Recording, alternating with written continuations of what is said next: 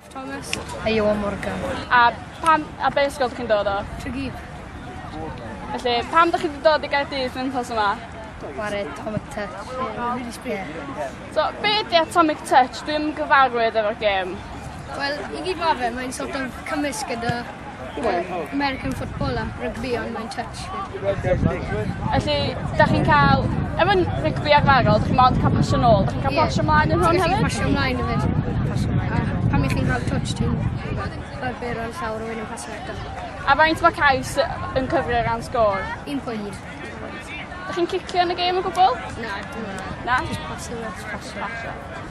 Felly, sy'n mae wedi bod yn mynd hyd yn hyn gyda chi?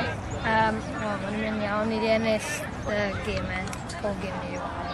So mae'n mynd iawn. So, twarai knock-out neu Mae'n credu pool stages ma'n. pool stages a wedyn mynd mlaen yn free now?